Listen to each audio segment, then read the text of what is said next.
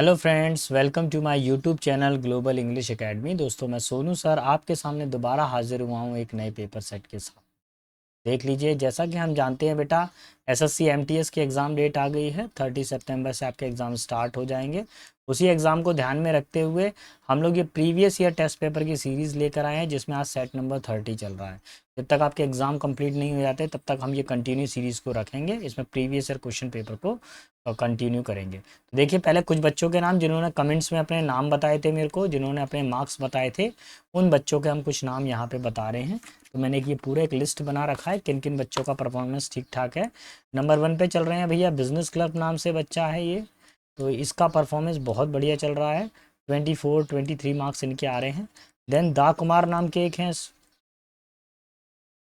इनका भी average performance चल रहा है, लेकिन धीरे धीरे करके सुधार आ रहा है इनका परफॉर्मेंस में। नंबर 3 पर है हमारे पास में मिस पूजा, और फिर है मिस शालू। तो ये यहाँ पर इनका भी परफॉर्मेंस ठीक ठीक एवरेज एवरेज परफॉर्मेंस आ रहा है, इनका भी एवरेज है। धीरे धीरे सुधार होता है। सोमेन नाम के स्टूडेंट है, इनका परफॉर्मेंस बहुत अच्छा जा रहा है बेटा। पीके द रॉक स्टार, एक दो दिन इन्होंने नंबर बताए, लेकिन ठीक है, इनका एवरेज परफॉर्मेंस है। ट्रेंड वाइब्स एक नए स्टूडेंट है जो हमसे जुड़े हुए हैं। ट्रेंड वाइब्स का ठीक मार्क्स आ रहे हैं, उनके स्कोर बहुत अच्छा आ रहा है। एक खगेश नाम के हैं, सो खगेश, इनका जो मार्किंग आता है 23-24, इनका भी सही आता है मार्किंग। नेक्स्ट है सुब्रतो करके हैं, बीच में सुब्रतो ने अपने मार्क्स, हाँ, कंटिन्यू बता रहे हैं, सुब्रतो तो मार्क्स कंटिन्यू बता रहे हैं। और नीतू कुमारी एक नया स्टूडेंट जुड़ा है। बेटा, ये कुछ 10 बच्चे हैं जिन्होंने अपने नाम मेरे को कमेंट बॉक्स के अंदर बताए हैं। तो बहुत अच्छा लगा बेटा आपका ये जो है कमेंट में आप लोगों ने मार्क्स बताए हैं हमें। इससे हम और मेहनत करेंगे और ज़्यादा आगे की तरफ बढ़ने का प्रयास करेंगे। तो चलिए हम अपनी क्लास को शुरू करते हैं। अच्छा, एक ज़रूरी चीज़, जो बच्चे जस्ट टाइम पास के लिए आते हैं क्लास पर, प्लीज़ बेटा वीडियो को बंद कर दीजिए, आप किसी और चैनल पे चले जाइए। मेरे चैनल पर केवल और केवल पढ़ाई होगी, और सिर्फ मेरे को चाहिए 20 मिनट्स। आपके कितना चाहिए? 20 मिनट्स। और इस 20 मिनट्स के अंदर, आने वाले 20 मिनट्स के अंदर मैं पूरा पेपर सॉल्व करवा दूंगा। तो चलिए अपने वीडियो को शुरू करते हैं।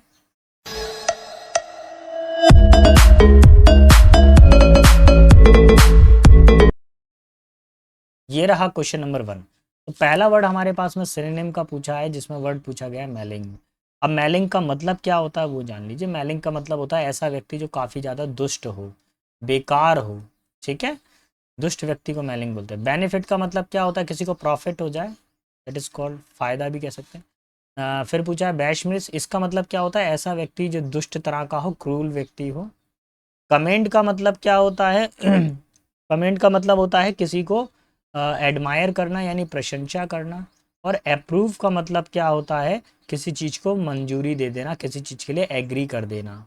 ठीक है। तो हमारा फाइनल आंसर क्या हो जाएगा? और final answer is option number 2 will be our final answer. Is it clear to you?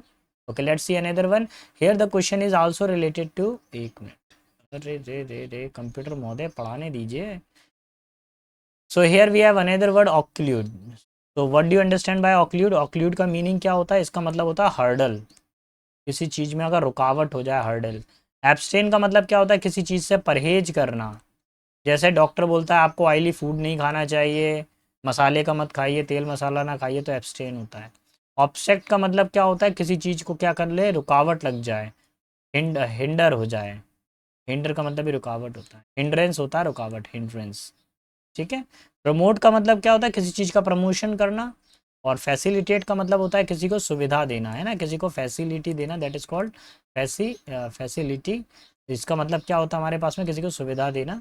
तो अभी देखिए, हर्डल का मतलब होता है रुकावट, और हिंड्रेंस का मतलब भी रुकावट होता है। So our final answer is option number 2। बेटा, मेरे साथ साथ में क्वेश्चन को सॉल्व करते जाइएगा, है ना। तो ठीक ठाक रहेगा, मेरे साथ साथ में सॉल्व करते जाइए। अगला क्वेश्चन दिया हुआ है नंबर 3 वाला। थर्ड क्या कह रहा है उसको समझ लेते हैं। थर्ड वाले क्वेश्चन में आपको पूछा गया एंटेनिम। वर्ड दिया गया है हमको पैस्चरिंग। और पैस्चरिंग का मीनिंग क्या होता है वो थोड़ा सा देखेंगे। पैस्चरिंग का मतलब होता है किसी को भड़का देना। क्या होता है? किसी को भड़काना। ठीक है। बगिंग का मतलब क्या होता है? किसी को गुस्सा दिलाना या चिढ़ाना, यानी कि एनॉय कर देना। पैसिफाइंग का मतलब होता है किसी को शांत करना, यानी काम। परटर्ब का मतलब क्या होता है? घबरा जाना, जिटर्स, घबरा जाना। या फिर परप्लेक्स भी बोल सकते हैं। परप्लेक्स का मतलब भी घबरा जाना होता है। टॉर्मेंटिंग का मतलब क्या होता है? तड़पना या किसी को तड़पाना। ठीक है। तो देखिए यहाँ पर अभी हमारे पास में क्या दिया गया, प्रोवोक का मतलब भड़काना, भड़काने का उल्टा क्या होगा, ऑप्शन नंबर बी यानी कि पेसिफाइंग। पेसिफाइंग का मतलब क्या होता है, शांत करना होता है। ठीक है, चलिए मैं आगे की तरफ बढ़ता हूँ, अगले क्वेश्चन की तरफ। अपग्रेड, वर्ड क्या दिया हुआ है, अपग्रेड। अपग्रेड का मतलब क्या होता है, उन्नति। अपग्रेड का मतलब क्या होता है, उन्नति करना। डिमोट का मतलब क्या होता है, डिमोट का मतलब होता है अवनति करना। क्या होता है, अवनति करना। तो अभी आप देख लेंगे उन्नति का उल्टा क्या हो जाएगा, अवनति, यानी अपग्रेड का उल्टा क्या हो जाएगा, devote. Option number 1 will be final answer. बाकी मीनिंग भी देख लेते हैं। एडवांस मतलब तरक्की करना यानी प्रोग्रेस। लीन का मतलब होता है थिन यानी पतला दुबला हो कोई। और एलिविएट का मतलब होता है कोई चीज़ को उठाना यानी रेज करना। So our final answer is option number 1। Clear. चलिए क्वेश्चन नंबर 5 पर आते हैं। 5 क्या कह रहा है, 5 वाले क्वेश्चन में पूछा गया है आपसे एंटोनिम पूछा गया है। तो देखिए इस वाले पेपर सेट के अंदर एंटोनिम्स का कुछ ज़्यादा ही डिमांड हुआ है। इस वाले पेपर सेट के अंदर क्या दिया हुआ है, एंटोनिम्स कुछ ज़्यादा ही दे रखे हैं, है ना। देखिए वर्ड हमारे पास में क्या दिया हुआ, फ्लैपी। कौन सा वर्ड दिया हुआ, फ्लैपी। फ्लैपी का मतलब क्या होता है, कोई चीज़ बहुत ज़्यादा सॉफ्ट हो, that is called flappy. Long का मतलब लंबा होता है। फर्म का मतलब होता है कोई चीज़ कठोर हो, हार्ड हो। प्लम्प का मतलब क्या होता है, कोई फैट हो, मोटा व्यक्ति हो। और स्ट्रेच का मतलब क्या होता है, किसी चीज़ को तानना यानी खींचना। आपको फाइनल आंसर क्या करना पड़ेगा, कोई चीज़ सॉफ्ट है तो उल्टा क्या हो जाएगा इसका, option number 2 will be final answer, antonyms. Okay let's see question number 6। अब 6 किस तरह का क्वेश्चन है, देखिए मेरी कोशिश ये है कि कम समय में आपको ज़्यादा से ज़्यादा डेटा प्रोवाइड किया जाए, इसलिए मेरी जो क्लास रहती है थोड़ा फास्ट ट्रैक पे रहती है मेरी क्लास। फालतू इधर उधर की बातें नहीं होती है मेरी क्लास के अंदर। देखिए क्या लिखा हुआ है, अ बुक और a paper written by hand. हाथों से लिखा गया कोई बुक पेपर एपर हो तो उसको क्या कहा जाता है, वो देखिए। पहला वर्ड है हमारे पास में पेपर बैग, जिसका मतलब होता है हैंड बुक। क्या होता है इसका मतलब, हैंड बुक होता है। ठीक है, पेपर बैग का मतलब। एडिशन का मतलब क्या होता है, किताब का जो संस्करण आता है, जैसे 2021 में कोई संस्करण आया, 2022 में कोई आया, फिर ऐसा करके संस्करण मतलब उसके अगले अगले एडिशन आते रहते हैं। पीरियोडिक का मतलब क्या होता है, समय समय पर कोई काम होना यानी नियत काल पर कोई काम क्या होता है, रुक रुक कर होता है, टाइमिंग से होता है। तो नेक्स्ट है मैन्यूस्क्रिप्ट, इसका मतलब होता है हस्तलेख, और इसको पांडुलिपि भी बोला जाता है। क्या बोला जाता है, हस्तलेख या पांडुलिपि। Option number 4 will be final answer. Clear. Okay let's see question number 7। अगर बेटा आपको मेरा पढ़ाना पसंद आ रहा है तो प्लीज चैनल को लाइक शेयर सब्सक्राइब करना ना भूलिएगा। पर place where government records are kept, बेटा रिपीट है। और बेटा ये हमारी वन वर्ड सब्सटीट्यूशन की जो फाइल है टेलीग्राम लिंक पर पड़ी हुई है, पुरानी वाली फाइल है, उसमें जाके चेक कर लेना, पेपर बाद में हुआ या अभी हुआ है। ठीक है, ये डेटा भी आपको मिल जाएगा। Flappy word, upgrade, posturing, occlude. इसमें देखिए एक वर्ड बस मेरे से मिस हुआ है, ऑक्लूड वर्ड जो है वो मिस हुआ है मेरी फाइल में, वो नहीं मिल पाएगा आपको। बाकी ये सारे के सारे वर्ड ये यहाँ से ये पूरे के पूरे वर्ड आपको फाइल के अंदर देखने को मिल जाएंगे। ठीक है, अब यहाँ पे देख लीजिए हैंगर। ये हैंगर कौन सा है, जहाँ पर एरोप्लेन को रखा जाता है, जहाँ पर कहाँ रखा जाता है, आप बोल सकते हो कि एरोप्लेन की जिस जगह पे रखा जाता है उसको क्या बोलते हैं, हैंगर बोलते हैं। एरोप्लेन रखने की जगह, रखने की जगह। ठीक है। क्लॉक रूम क्या होता है, रेलवे स्टेशन पे एक क्लॉक रूम बना रहता है, इसको बोला जाता है अमानत घर। क्या बोला जाता है, अमानत घर। जैसे आप ट्रेन में सफ़र कर रहे हैं और आपकी ज्वेलरी है ना, तो ज्वेलरी को आपको ज़रूरत नहीं है कि सफ़र में टांग कर ही जाओ उस ज्वेलरी को, उस ज्वेलरी को आप क्लॉक रूम में जमा कर दीजिए, फिर नेक्स्ट स्टॉप पे जाकर आप उस क्लॉक रूम से उस ज्वेलरी को कलेक्ट कर लीजिए। तो इसको बोला जाता है अमानत घर। आर्काइव का मतलब क्या होता है, इसका मतलब होता है जहाँ पर हम गवर्नमेंट के रिकॉर्ड को कैप्ट करके रखते हैं उनको बोला जाता है लेखागार। और कैश मेमोरी होती है। कैश कैसी मेमोरी होती है, कैश मेमोरी के अंदर क्या करते हैं, आप किसी चीज़ को कुछ समय के लिए स्टोर करके रखते हैं। कैश मेमोरी होती है मोबाइल के अंदर होती है, तो वो क्या करती है, डेटा का स्टोरेज करके रखती है, तो स्टोरेज मान सकते हैं। So our final answer is, जहाँ पे गवर्नमेंट के रिकॉर्ड रखे जाते हैं, that is called archive. Final answer is option number 3। Okay let's see another one here, the question number 8। One who dies for the noble cause, जो क्या करता है देश के लिए या राष्ट्र के लिए अपने जीवन को न्यौछावर कर देता है, उसको क्या बोलते हैं। पहला है नार्सिस्ट, इसका मतलब होता है ऐसा व्यक्ति जो अपने ऊपर ही ध्यान देता है यानी आत्ममोही, उसको खुद से ही मतलब है। बुच्चर का मतलब क्या होता है, कसाई, जो क्या करता है, स्लॉटर का काम करता है यानी जानवरों को काटने का काम करता है, तो वो क्या कहलाता है, बुच्चर कहलाता है। नेक्स्ट है हेरेटिक। हेरेटिक का मतलब क्या होता है, ऐसा व्यक्ति जो पाखंडी हो, जो हाइपोक्रेट हो, कैसा व्यक्ति हो, हाइपोक्रेट। और मार्टियर का मतलब होता है शहीद। तो ऐसा व्यक्ति जो देश के लिए जिसने अपने प्राण न्यौछावर कर दिए हैं, option number 4 will be final answer. ये बेटा फाइल का ही वोकेब है और रिपीट वोकेब है ये। नेक्स्ट है क्वेश्चन नंबर 9। क्वेश्चन 9 क्या कह रहा है, देखिए बोल रहा है a trick of the trades, है ना, व्यापार करने की जो कला होती है जिसके पास में, उसको क्या बोला जाता है। ऑप्शन नंबर 2 स्पेशल स्किल और नॉलेज, है ना, इसको बोल सकते हैं कौशल। इस पे क्या हो, कोई विशेष कौशल हो, कोई डिफरेंट स्किल हो किसी के पास में। Option number 2 will be final answer. Okay let's see question number 10। अब 10 किस तरह का फॉर्मेशन है उसको जान लेते हैं। इन अ नट शेल। अब इन अ नट शेल का मतलब क्या होता है वो जान लीजिए। इन अ नट शेल का मतलब होता है कोई भी चीज़ कैसे कर दी गई हो, मतलब संक्षिप्त में कर दी गई हो। इसमें कर दी गई हो, संक्षिप्त में कर दी गई हो। जैसे पुलिस ने चोर को पकड़ लिया और पुलिस क्या बोल रही है, भैया इन अ नटशेल संक्षिप्त में बताओ, मतलब तुम इतना लंबा चौड़ा रामायण मत गाओ, तुम सिर्फ इतना बताओ कि तुम मौका वारदात पे वहाँ पे थे कि नहीं थे, बस तुम इतना बता दीजिए, है ना, क्या तुमने उस मर्डर को होते हुए देखा था कि नहीं। तो very brief, option number 4 will be final answer. बेटा एसएससी का पसंदीदा क्वेश्चन है और रिपीट होता रहता है इन अ नटशेल, कई बार रिपीट हुआ डिफरेंट एग्जाम में। अब देखिए क्वेश्चन नंबर 11 को देख लेते हैं। 11 क्या कह रहा है। 11 बेटा जो है वो करेक्ट स्पेलिंग आपको बतानी है, करेक्ट स्पेलिंग बतानी है, इनकरेक्ट नहीं बतानी है। तो बिजार का जो मीनिंग होता है उसका मतलब होता है विचित्र। पहले तो सारे वर्डों के मीनिंग देख लीजिए क्या क्या होते हैं। परफेक्शन का मीनिंग सभी को पता है, कोई व्यक्ति किसी में क्या हो, निपुण हो, किसी कला के अंदर क्या हो, निपुण हो। इनफैचुएशन का मतलब क्या होता है, किसी के प्रति क्या हो, अट्रैक्शन हो, आसक्ति हो, अट्रैक्शन, इनफैचुएशन। और फॉर्चुनेट का मतलब क्या होता है, कोई व्यक्ति क्या हो, भाग्यशाली हो यानी लकी हो। अब आपको इसमें से देखना है किसकी स्पेलिंग करेक्ट है। पहले तो देखिए फॉर्चुनेट, फॉर्चुनेट में कभी भी आई नहीं आता यहाँ पर, ठीक है, ये तो स्पेलिंग गलत थी। इनफैचुएशन, इनफैचुएशन में यहाँ पर भी आई नहीं आएगा, तो ये स्पेलिंग भी करेगी आपसे हाथ से। परफेक्शन, ये स्पेलिंग बिल्कुल करेक्ट है, ऑप्शन नंबर 2। करेक्ट स्पेलिंग बताना था, करेक्ट यही है। सर बिजार की स्पेलिंग क्या होती है, बिजार में यहाँ पर ई नहीं आता, क्या आता है, आई आता है। फिलहाल हमसे करेक्ट स्पेलिंग पूछा गया था, करेक्ट बतानी थी, option number 2 will be final answer. Okay okay let's see question number 12। 12 क्या कह रहा है, देखिए बेटा मेरे साथ साथ में क्वेश्चन को सॉल्व करते जाइए। जैसे ये क्वेश्चन आया, अभी वीडियो को पॉज करें, इसको सॉल्व करें, फिर उसके बाद में आप इसको सॉल्व करने के बाद में फिर मेरे से सोल्यूशन ले लीजिए और लास्ट में अपना मार्क्स बताइएगा बेटा कमेंट बॉक्स के अंदर कि कितने आ रहे हैं कितने नहीं आ रहे। जिस दिन आपके इसके अंदर +20 आने लगे तो ये समझ लीजिएगा आप सिलेक्शन के पास में, जिस दिन आपके +20 आने लगे। अभी 20+ नहीं आ रहे हैं तो बेटा अभी कुछ गड़बड़ है और मेहनत करने की ज़रूरत है। और होता है सिलेक्शन बेटा, होता है, 100% होता है सिलेक्शन, है ना। चलिए क्वेश्चन नंबर 12 पर आते हैं। इसमें आपको करेक्ट स्पेलिंग बतानी है, एक ऐसा वर्ड बताना है जिसकी स्पेलिंग सभी तरीके से करेक्ट हो। तो पहला वर्ड है हमारे पास में कॉस्मोपॉलिटन। कॉस्मोपॉलिटन का मतलब क्या होता है, सर्वदेश नागरिक, यानी ये सारे संसार को अपना घर मानता है, सभी देशों को नागरिक मानता है, सर्वदेश नागरिक।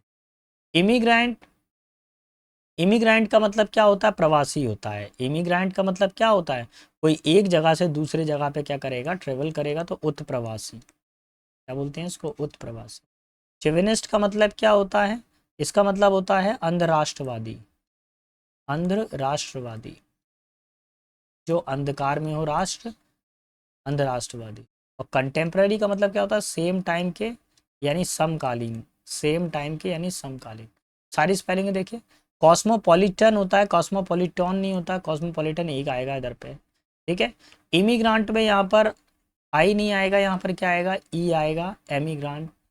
चिविनिस्ट, चिविनिस्ट की स्पेलिंग सही है, चौविनिस्ट की स्पेलिंग सही है, option number 3 will be final answer.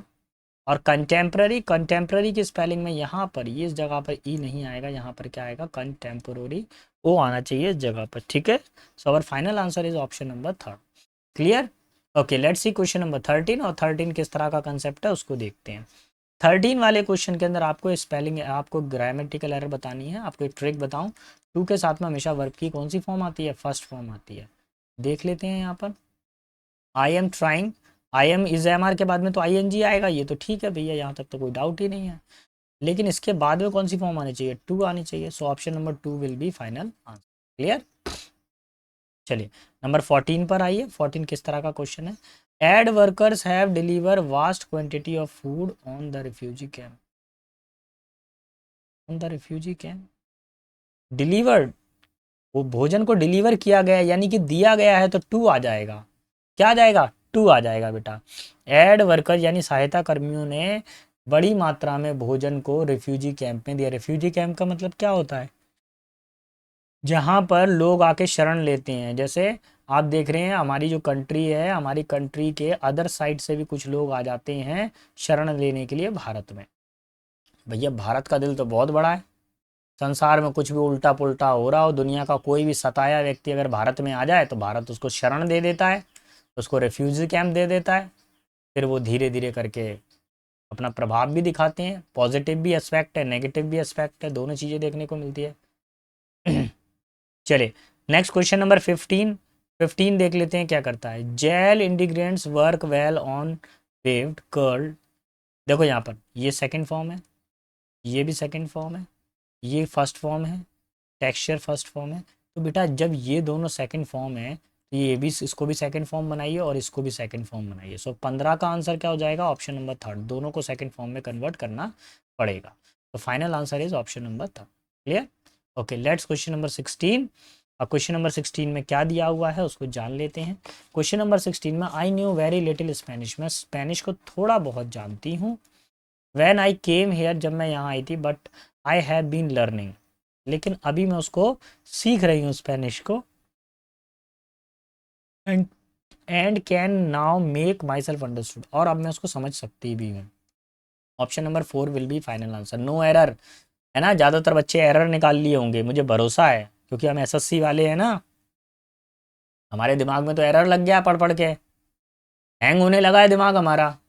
क्या करें, पढ़ना भी पड़ेगा, रास्ता कुछ है नहीं है। जीवन में सफलता का एक सबसे खतरनाक तरीका यही है हमारे पास में।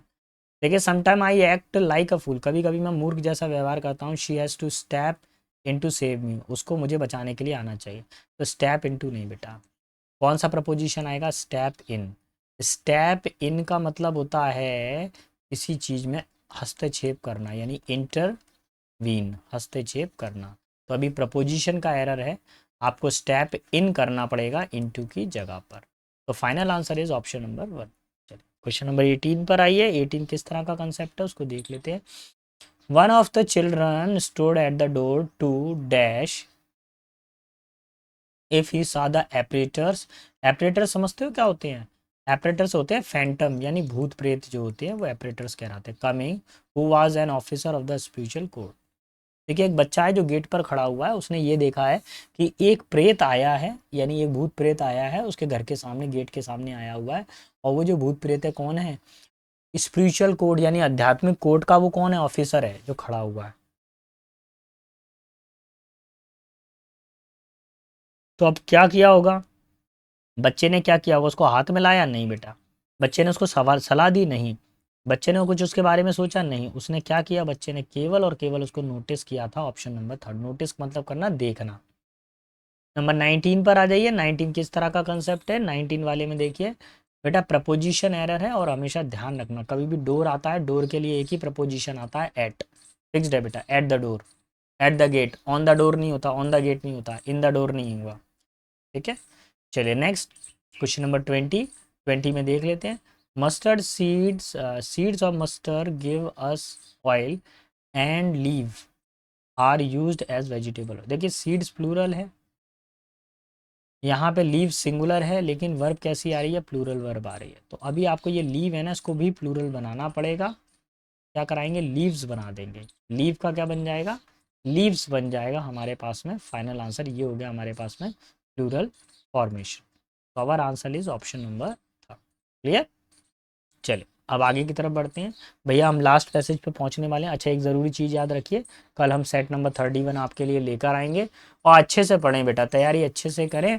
जब तक आपका एसएससी एमटीएस कंप्लीट नहीं हो जाता, 30 सितंबर तक कंटिन्यू आपके पास में हम पेपर सेट इसी तरीके से डिलीवर करते रहेंगे। अभी आज कितना हो गया, आज शायद 7 या 8 है ना, और 30 सितंबर तक करीब 18 सेट और आपके लिए आएंगे। हम कंटिन्यू करते रहेंगे इस सीरीज़ को। A group of researchers has, है ना, रिसर्चर का एक ग्रुप है, has dash pleasure and positive state of minds are better for the health. Group of researchers ने ये बताया है कि प्लेजर और पॉजिटिव स्टेट, दिमाग की सुख और सकारात्मकता वाली जो सकारात्मकता वाली जो स्टेट है वो हमारे हेल्थ के लिए अच्छी होती है। तो डेमोस्ट्रेटेड का मतलब क्या है? उन्होंने सर्च किया और उदाहरण स्वरूप में उसको बताया। बोला गया है दिस न्यू इंटेलेक्चुअल अप्रोच, ये एक नया बुद्धिमत्ता वाला प्रयास होता है to health is not only powerful but also no side effect. और ये भी बताता है कि अगर व्यक्ति हमेशा पॉजिटिव रहता है ना, हमेशा खुश रहता है, तो उसकी हेल्थ भी अच्छी होती है और उसका कोई दुष्प्रभाव भी नहीं होता। Central to this claim are recently findings that even getting an education may add as much as 10 years to your. देखिए भाई, जीवन में अगर 10 साल जुड़ेंगे, कहाँ पे 10 साल जुड़ेंगे? जीवन में 10 साल जुड़ेंगे, लाइफ में 10 साल और बढ़ा देता है अगर व्यक्ति क्या करता है, एजुकेशन। पढ़ने से हमको ये पता चला है, यानी अध्ययन करने से हमको ये पता चला कि व्यक्ति के 10 साल और बढ़ जाते हैं। वो क्यों बढ़ जाते हैं? जब वो क्या रहते हैं, पॉजिटिव स्टेट ऑफ माइंड में रहते हैं। दैट इज़ वाई, इसलिए नेशनल जोग्राफिक फीचर्ड, इसलिए नेशनल जोग्राफिक चैनल पर एक बताया गया, किसको किसको लेकर आए थे? जॉन डी रोजेन को लेकर आए थे in its book the incredible machines. भैया जॉन डी रोजन एक राइटर हैं जिनकी एक बुक है इनक्रेडिबल मशीन, उनको लेकर आए थे which discuss at the old age, जिन्होंने उम्र के पड़ाव को दर्शाया, बूढ़ेपन को दर्शाया। De Rosen an artist continued to the paint until the week he died at 91। भैया देखिए, जीन का जो था 91 की उम्र तक वो लगातार क्या करते रहते थे? ड्राइंग करते रहे, वो पेंटिंग का उनका शौक था, वो करते रहते। द बुक नोट्स, बुक में लिखा गया है, बुक बताती है, some scientists believe that retirements to a, कुछ साइंटिस्ट का मानना है कि रिटायरमेंट्स क्या है? Retirements to a dash life style initiate and aggravate sedentary. Sedentary का मतलब क्या होता है समझिए? गतिहीन, जिसमें गति ना हो।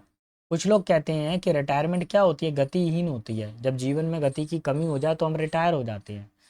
इनिशिएट और एग्रीवेट मेडिकल प्रॉब्लम, अगर हमारी रिटायरमेंट का मतलब, कुछ लोगों के हिसाब से रिटायरमेंट क्या होती है कि 60 साल के हो गए तो हम रिटायर हो गए, और कुछ लोगों के हिसाब से रिटायरमेंट का तरीका क्या होता है वो देखिए। Medical problem the shortening life, बोला गया है कि अगर हमारे जीवन में गति रुक जाए, यानी कि अगर हमारा सोचने का तरीका रुक जाए, तो ये मान लीजिए कि आप जो हैं, आपका जीवन क्या हो रहा है? छोटा होता जा रहा है। अकॉर्डिंग टू स्टडी के अनुसार रिटायर्ड पीपल, एडल्ट ओवर 65, 65 वर्ष से अधिक के लोग can learn a creative skill. बोला गया है 60 से ऊपर के लोग भी क्या कर सकते हैं? क्रिएटिव स्किल को सीख सकते हैं। Like oil painting readily as young student, वो ऑयल पेंटिंग को सीख सकते हैं। ये भी एक पेंटिंग की कला होती है, जिस तरीके से कि यंग स्टूडेंट सीखते हैं वैसे बूढ़े भी सीख सकते हैं। तो retiring from the job is a sense means, तो इसलिए रिटायरमेंट लेना ये सिर्फ हमारे दिमाग की उपज है और कुछ नहीं है। मीन्स रिटायरिंग फ्रॉम लाइफ, यानी अगर आप अपने हॉबी से रिटायरमेंट ले लेते हैं, जैसे मेरे को पढ़ाना पसंद है, अगर मैं पढ़ाना बंद कर दूं तो मेरा बिल्कुल मन नहीं लगेगा किसी चीज़ के अंदर, है ना? तो ये क्या हो गया? मेरे जीवन के लिए रिटायरमेंट बन जाएगा, unless dash by some other and preferably new activity. देखिए क्या होता है, मान लीजिए एक व्यक्ति है, उसने 60 साल तक किसका काम किया? पेंटिंग का काम किया, ठीक है। अब मतलब मान लीजिए 50 पेंटिंग का काम किया, और 5 साल किसी ने बोला कि अब तुम रिटायर हो गए, अब काम तुम नहीं करोगे। तो अगर इस व्यक्ति ने अगर पेंटिंग नहीं करी, तो ये जो करीब 80 साल जीने वाला था व्यक्ति, ये अब 70 साल पे ही टपक जाएगा। क्यों टपक जाएगा? उसका रीज़न ये है कि इसकी जो जो इसका इच्छा का काम था वो उसको करने से मना कर दिया गया। तो इसलिए व्यक्ति को नई नई चीज़ें सीखते रहना चाहिए, सप्लीमेंटेड होते रहना चाहिए, ठीक है। Option number 1 will be final answer. Clear? तो बेटा आज के लिए इतना ही है बच्चों, अच्छे से मेहनत करो बेटा। कहीं पर कोई भी डाउट आ रहा है तो आप मुझसे पूछिए। Best of luck, see you tomorrow in the next class.